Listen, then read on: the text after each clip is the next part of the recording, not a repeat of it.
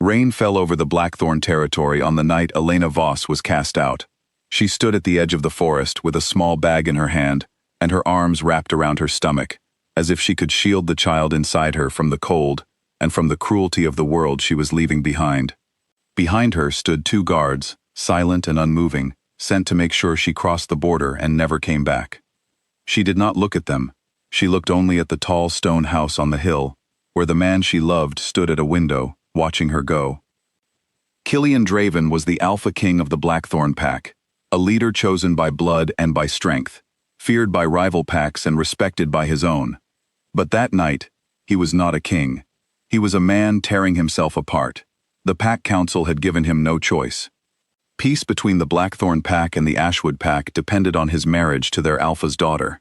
If he refused, war would come, and lives would be lost.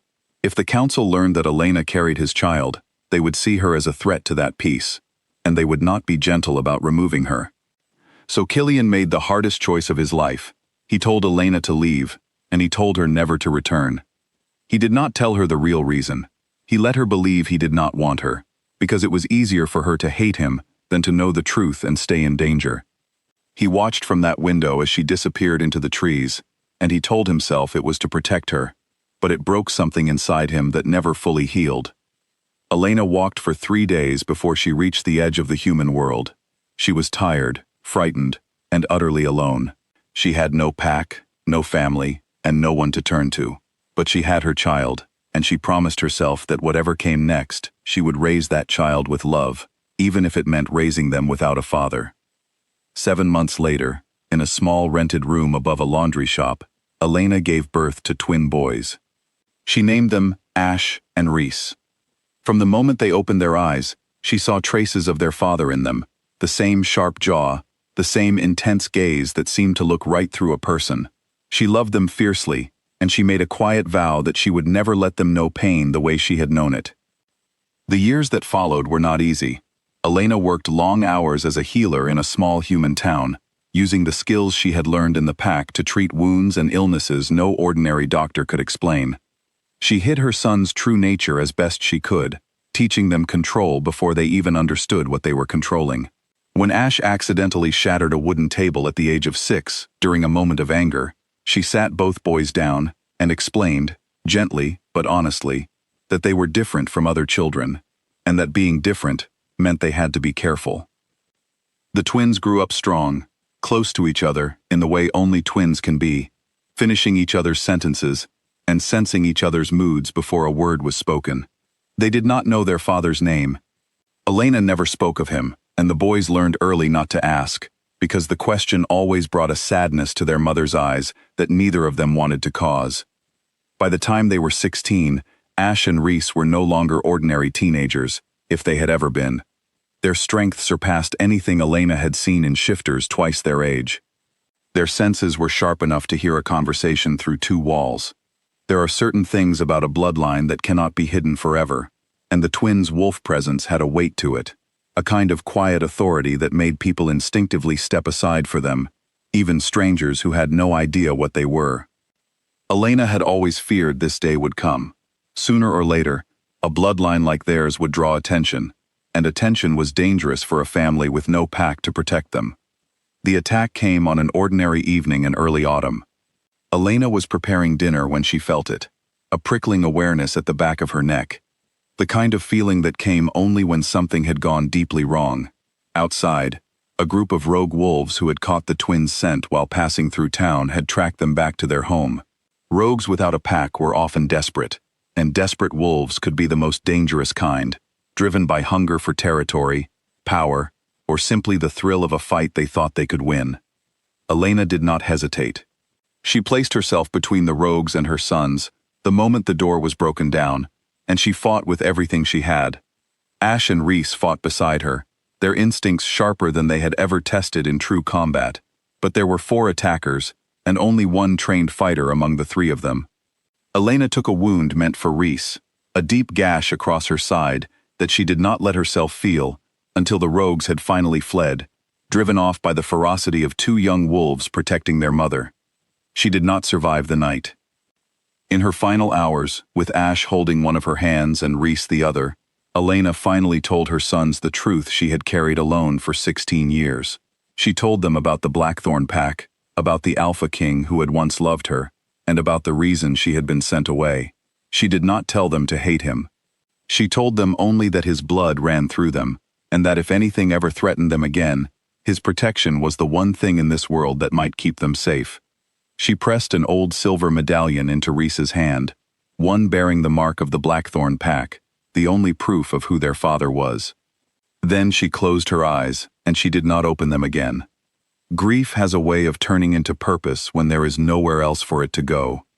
Ash and Rhys buried their mother beneath an old oak tree at the edge of town, and in the days that followed, they made a decision that would have felt impossible only a week before. They would find their father, not out of forgiveness, and not out of need, but because their mother's dying wish deserved to be honored, and because two 16-year-old wolves without a pack were not safe in a world that did not understand what they were. The journey to Blackthorn territory took them nearly 2 weeks, traveling mostly on foot and asking careful questions in towns along the way, following old stories about a powerful pack somewhere in the northern hills. When they finally crossed into Blackthorn land, they felt it immediately, a shift in the air, a sense of belonging neither of them had ever experienced before. It was strange and unsettling to feel at home in a place they had never been. They found the Alpha King's stronghold on a clear, cold night, a great stone house on a hill that Elena had described to them only once, in the final hour of her life. Ash and Rhys stood at the bottom of the steps for a long moment, neither of them moving, both of them feeling the weight of everything that had brought them here. Then, together, they climbed the steps and knocked on the door. Killian Draven had not been the same man since the night he sent Elena away. He ruled his pack with strength and fairness, but there was a hollowness in him that his people had learned not to speak of. He had never married the Ashwood Alpha's daughter after all.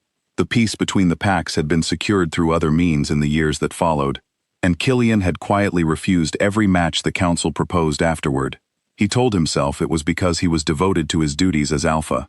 The truth, which he rarely allowed himself to admit even in private, was that he had never stopped thinking about Elena, and he had never stopped searching, in small and secret ways, for any word of where she had gone. When the knock came at his door that night, Killian expected a messenger, or perhaps a pack member with an urgent matter. What he found instead stopped his heart entirely. 2 boys stood on his doorstep, soaked from the rain, their eyes the exact shade of gray his own held, their jaws set in an expression he recognized, because he saw it in the mirror every morning. For a moment, Killian could not speak. He simply stared, because looking at them was like looking at fragments of himself he had never known existed. It was Rhys who broke the silence. He stepped forward and threw something small and metallic to the ground at Killian's feet. It landed with a soft clink on the stone step. Killian looked down and saw the silver medallion, the mark of his own pack, one he had given to Elena himself many years ago, as a token of protection, before everything fell apart.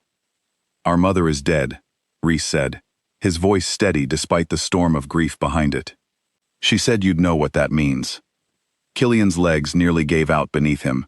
He looked from the medallion to the 2 boys standing before him, and understanding crashed over him all at once. Along with 16 years of loss he had never known to grieve. These were his sons. His sons, who had grown up without him, who had just lost their mother, who had traveled to a place they had never seen because a dying woman's final wish had sent them here. And Elena, the woman he had loved and let go in the name of duty, was gone, and he had not been there to protect her when it mattered most. He fell to his knees on the stone steps, not caring that his guards and pack members were beginning to gather nearby, drawn by the commotion.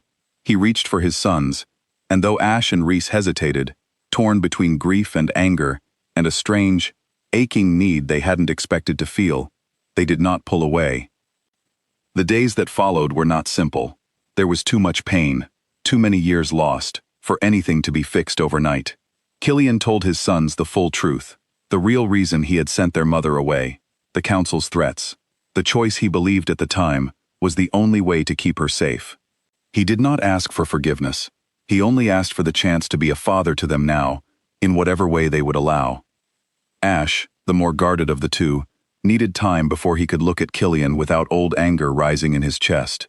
Rhys, quieter and more thoughtful, found himself watching his father closely, searching for the man his mother had once loved beneath the crown and the title.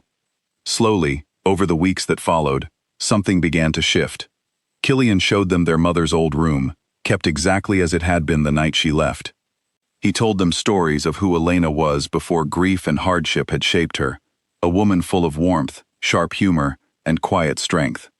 For the first time, Ash and Rhys began to understand not just their mother's sacrifice, but the depth of what their father had lost as well.